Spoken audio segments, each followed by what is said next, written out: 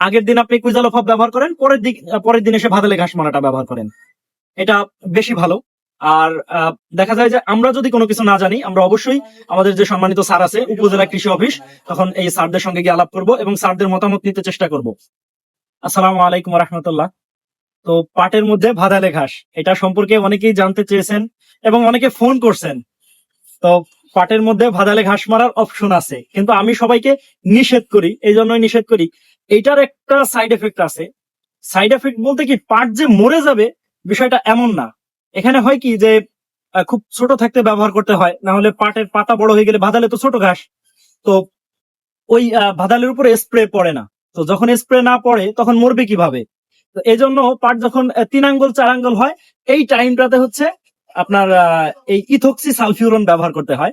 ভাদালে ঘাস মারার যেই গ্রুপ, এই গ্রুপ নেম হচ্ছে ইথোক্সি সালফিউরন।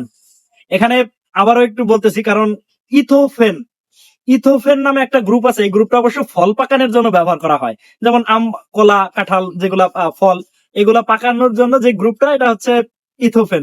এজন্য বলতেছি যে এটা না, ভাদালে ঘাস মারার জন্য যেটা ব্যবহার হয় এটার নাম হচ্ছে ইথোক্সি সালফিউরন। তো এই ইথোক্সি সালফিউরন দ্বারা ভাদলা ঘাস মরে পাটের মধ্যে। তো এটা দেওয়ার পর যেটা হয়, পাটটা একটু শক্ত হইতে পারে। সাধারণভাবে একটু শক্ত হইলে দেখা যায় কি, যে পাট যখন হার্ড হয়ে যায় তখন এর যে স্বাভাবিক বাড়ন্তি অবস্থা থাকে এটা কিন্তু থমকে যায়। তখন দেখা যায় কি, যে যখন থমকে যায়, পাটের বয়স হয়ে গেলেও ওই সমপরিমাণ আর বাড়ে না। এজন্য একটু সারের ভাগটা বেশি পরিমাণ ব্যবহার করা। যেখানে আপনি দেখা যায় যে কাঠাতে বা শতাংশতে 1 কেজি ব্যবহার করছেন, সাধারণভাবে শতাংশতে 1 থেকে 1.5 কেজি ব্যবহার করেন। তো এই ক্ষেত্রে আপনাকে 2 কেজি ব্যবহার করতে হবে, মানে 1 কেজি বেশি পরিমাণ ব্যবহার করতে হবে, তাহলে এটা ঠিক হয়ে যায়। এটা তখন দেখা যায় কি, যে এটা শক্ত হওয়ার আর কোনো সম্ভাবনা থাকে না। আর যদি একটু 80 সালফার মিশাইতে পারেন তাহলে আরো ভালো হয়, তাহলে অতি দ্রুত এটা কভার হয়ে যায় বা কভার করে নিতে পারে। এজন্য যেটা বলতেছিলাম, যে ভাদলা ঘাস মারার জন্য যে গ্রুপটা ব্যবহার করা হয় এটা হচ্ছে ইথোক্সি সালফিউরন। আর ফল পাকানোর জন্য যেটা হয় এটা হচ্ছে ইথোফেন। তো ই দিয়ে যেহেতু শুরু, এজন্য একটু ভেঙে দিলাম। আর এই আমার হাতে যে প্রোডাক্টটা আছে এটার নাম হচ্ছে এক্সোরন। এটা অরণ্য গ্রুপ কেয়ারের একটা প্রোডাক্ট। এটার গ্রুপ নেম হচ্ছে ইথোক্সি সালফিউরন। তবে ইথোক্সি সালফিউরন অনেকগুলো কোম্পানির আছে, তার মধ্যে বায়ারের আছে মুনরাইজ, এরপরে ভ্যালেন্টেকের আছে রায়ান, সুইটের আছে হচ্ছে সুইটের আছে হচ্ছে মুনরাইজ, আর বায়ারের যেটা আছে এটা হচ্ছে সানরাইজ। তো অনেকেরই অনেক নাম দিয়ে বিক্রি হয়। বাকি গ্রুপ এক, আপনি গ্রুপ ঠিক রাখবেন প্লাস ব্যবহার করবেন। তবে আমি সবাইকে বলবো যে আপনার জমিতে যদি অল্প পরিমাণে ভাদালে ঘাস থাকে তাহলে আপনি নিড়ানি দেন, নিড়ানি দিয়ে উঠে যান, স্প্রে করার দরকার নেই।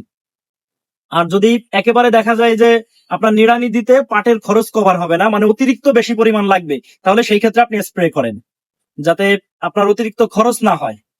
এজন্য আজকে ভাদলা মারা নিয়ে হচ্ছে অনেকগুলো ফোন কল ছিল, প্রশ্ন ছিল।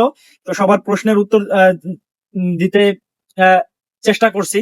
এবং অনেকেরই হয়তো এখন প্রশ্ন থাকতে পারে যে কতটুকু পার্ট হলে দিতে পারবো, যেটা আমি প্রথমেই বলছি যে 3 থেকে 4 আঙ্গুল পরিমাণ পার্ট যখন হবে তখন ব্যবহার করবেন, মানে 3 ইঞ্চি বা 4 ইঞ্চি এমতো টাইমে আপনি স্প্রে করতে পারবেন। তবে এখানে আরেকটা ব্যাপার আছে, যে আমরা যেহেতু সামাবিরকেরি মারার জন্য কুইজালো ফপি ইথাইল ব্যবহার করি, তো এটার সঙ্গে এটাকে একসাথে করে দেওয়া যাবে কিনা।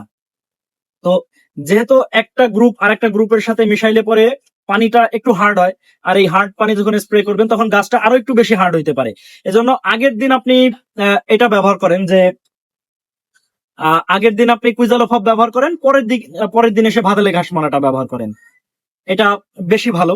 আর দেখা যায় যে আমরা যদি কোনো কিছু না জানি, আমরা অবশ্যই আমাদের যে সম্মানিত স্যার আছে উপজেলা কৃষি অফিস, তখন এই স্যারদের সঙ্গে গিয়ে আলাপ করব এবং স্যারদের মতামত নিতে চেষ্টা করব।